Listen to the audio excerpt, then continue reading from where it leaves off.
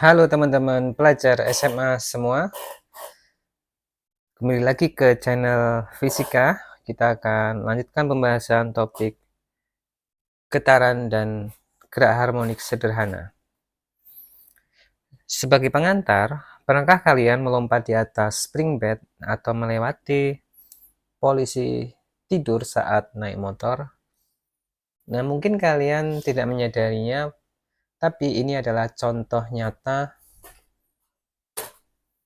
dari fenomena getaran harmonik sederhana. Hari ini kita akan membahas bab tersebut. Yang pertama adalah karakteristik getaran harmonik. Sebelum kita masuk ke karakteristik, kita perlu memahami kembali pengertian periode dan frekuensi. Periode adalah temporal atau waktu yang dibutuhkan untuk menyelesaikan atau melakukan satu getaran penuh. Sedang jika dibuat matematis, periode adalah T kapital, adalah T kecil periode, waktu yang dibutuhkan, sedangkan N adalah banyaknya getaran selama waktu T kecil. Istilah yang kedua adalah frekuensi. Frekuensi adalah jumlah getaran dalam 1 detik atau dalam waktu tertentu. Simbolnya adalah F kecil, dan N adalah menyatakan banyaknya getaran, kemudian D numeratornya T kecil adalah waktu untuk mencapai getaran tersebut. Berikutnya adalah terminologi simpangan dan sudut fase. Simpangan dapat diartikan jarak yang ditempuh oleh benda bergetar terhadap titik setimbang. Kemudian part atau bagian dari simpangan yaitu amplitudo, yaitu kasus khusus atau kondisi khusus yang mana simpangan maksimum dari benda bergetar mencapai maksimumnya. Yang kedua adalah sudut fase. Sudut fase diartikan sebagai sudut yang ditempuh oleh benda bergetar secara harmonik. Jika dinyatakan dalam formulasi, maka sudut fase dinyatakan dengan theta, yaitu perkalian antara kecepatan sudut omega dan waktu untuk membentuk sudut tersebut. Kita akan menggunakan terminologi sebelumnya menggambarkan getaran harmonis. Getaran harmonis, kalau kita lihat dari sudut tertentu, akan membentuk seperti ini, yaitu lingkaran penuh, yang mana lingkaran ini dapat direpresentasikan sebagai fungsi trigonometri. Dalam hal ini, kita memilih fungsi sinus, maka nilai dari simpangan, nah ini adalah simpangannya, akan mengikuti formulasi ini, yaitu A ini simpangan maksimumnya atau amplitudonya, dikalikan dengan sin dan argumen trigonometri, yaitu theta ya, simpangan atau sudut fase, lebih tepatnya sudut fase. Sehingga kita ulangi lagi, simpangan dimanapun waktu yang akan kita tentukan, yaitu perkalian amplitudo dengan sinus simpangan sudut fase, yang mana sudut fase adalah perkalian antara kecepatan sudut omega dan waktu. Nah, sebelumnya kita sudah memiliki representasi simpangan, persamaan simpangan secara umum. Nah, dengan menggunakan kalkulus turunan diferensial, maka kita bisa menentukan besarnya kecepatan suatu gerak harmonis, yaitu turunan dari simpangan, yaitu d per dt. Nah, teman-teman ingat bahwa dalam trigonometri, turunan dari sin terhadap suatu variabel menjadi cos. Maka kita dapatkan kecepatan secara umum adalah omega kali amplitudo dikalikan dengan cos omega t. Nah, pada kondisi tertentu, yaitu kecepatan maksimum, nilainya ketika kosinus 0, yaitu cos 0 adalah 1, maka omega A. Nah, ini terjadi pada equilibrium. Nah, berikutnya kita bisa memodifikasi rumus atau formulasi kecepatan, yaitu omega A kosinus omega T, menjadi bentuk lain. Nah, kita bisa menggunakan identitas trigonometri. Satu adalah sin omega T kuadrat ditambah kosinus omega T kuadrat. Dengan mengganti kosinus kuadrat omega T, maka kita dapatkan bentuk ini. Silakan di-pause untuk mencatat atau memahami lebih mendalam. Nah, lebih lanjut, kita dapat menentukan nilai percepatan pada waktu tertentu. Maka kita dapatkan percepatan dari gerak harmonik sederhana sebagai berikut. Nah, ini adalah nilai percepatan maksimum. Nah, nampak di sini bahwa percepatan adalah minus dari simpangannya.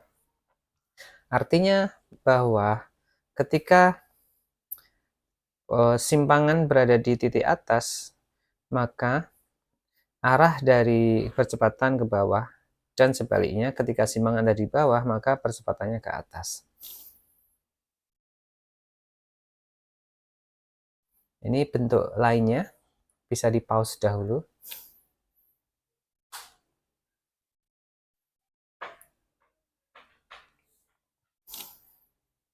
Sekarang kita ke bagian C, yaitu aplikasi getaran harmonis. Yang sering muncul adalah fenomena pegas. Teman-teman perhatikan simulasi pegas di bawah ini. Kita dihadapkan pada pegas dan massa tertentu. Maka di sini ada gaya yang menyebabkan pegas ini bergerak naik dan ke bawah, naik dan turun. Nah, gaya pemulih kita gunakan istilah tersebut, yaitu digambarkan dengan nilainya minus KY. K adalah konstanta pegas, seberapa elastis, ukuran elastisitas pegas. Sedangkan minus itu menyatakan arahnya selalu berlawanan dengan arah gerak. Maka dengan menggunakan hukum Newton kedua, teman-teman, kita bisa menentukan frekuensi. Di sini seberapa sering jumlah vibrasi getaran yang dihasilkan oleh pegas. Nah, dengan formula ini kita bisa mengaitkan dengan periode. Nah, kalau kita baca dari formula ini, periode itu berbanding lurus dengan akar dari massa beban yang diterapkan. Nah, semakin besar massa yang digantung di pegas ini, akan menambah nilai periode atau menambah durasinya. Nah, artinya semakin bertambah frekuensinya akan berkebalikan dengan massa. Jadi semakin kita tambah massanya, frekuensinya makin berkurang. Contoh aplikasi yang kedua adalah ayunan bandul. Baik ayunan pegas atau bandul, keduanya memberikan informasi perihal periode dan frekuensi. Nah, di sini periodenya akan bertambah lama jika tali yang digunakan semakin panjang. Akar dari L. Baik, kita akan bergeser ke subtopik lain, yaitu elastisitas. Elastisitas adalah istilah khusus yang diterapkan pada benda terhadap gaya luar yang dikenai. Nah, kita akan menggunakan beberapa istilah. Yang pertama adalah tegangan.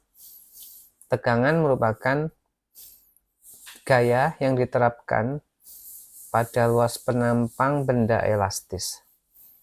Bentuknya mirip dengan tekanan, ya, force per area. Maka satuan dari tegangan mirip dengan tekanan. Yang kedua, kita ketemu istilah regangan. Regangan adalah perbandingan antara pertambahan panjang benda ketika diterapkan gaya dengan panjang awal. Regangan misalkan menggunakan simbol E, yaitu perubahan panjang dibagi dengan panjang mula-mula. Nah, di sini menyebabkan satuan dari regangan tidak ada, karena meter dibagi meter. Nah, istilah berikutnya adalah modulus elastisitas, yaitu perbandingan antara tegangan dan regangan. Maka modulus elastisitas suatu benda itu ditentukan oleh faktor atau variabel ini.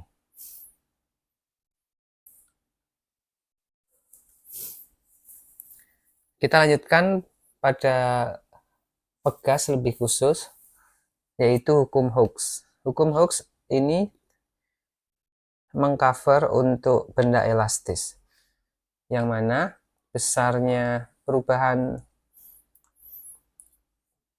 atau perubahan panjang pegas, ya, itu berbanding lurus dengan gaya yang diterapkannya. Nah, nilai dari setiap pegas itu tergantung dari nilai K. Jadi K adalah identitas khusus yang menggambarkan seberapa elastis pegas tersebut. Nah, dengan adanya kebutuhan tertentu untuk mendapatkan nilai konstanta pegas, maka kita dapat mengakalinya dengan menyusun pegas tersebut. Nah, salah satu rangkaian yang dapat diterapkan adalah seri. Rangkaian seri dapat digambarkan sebagai berikut. Kita memiliki pegas 1 dan konstanta pegasnya adalah K1. Kemudian dihubungkan secara langsung dengan pegas 2, kita sebut konstanta pegasnya adalah K2, dan selanjutnya adalah massa atau beban. Nah, akibat dari penerapan dan susunan seperti ini, maka pertambahan panjang dari pegas itu dapat disusun, yaitu delta X total adalah kombinasi antara delta X1 dan delta X2. Kemudian kita gunakan hukum Hooke, maka teman-teman kita dapatkan konstanta pegas secara keseluruhan adalah 1 per K total adalah 1 per K1 dan 1 per K2. Nah, jenis yang kedua adalah paralel. Nah, berbeda dengan seri yang disusun secara berurutan, penyusunannya seperti ini. Kita punya dua pegas, sebut saja konstanta pegasnya K1 dan K2, dan massa di posisi ini. Dalam hal ini, gaya yang diterapkan secara total adalah F1 dan F2. Maka kebalikan dengan susunan seri, susunan konstanta pegas total adalah K1 dan K2. Demikian teman-teman, kita sudah mengawali dengan teori perihal karakteristik gerak harmonis, ya, kemudian persamaan simbangan, kecepatan dan percepatan, dilanjutkan dengan aplikasi pegas dan bandul, kemudian konsep elastisitas serta hukum Hooke, dan terakhir adalah susunan pegas dalam fisika.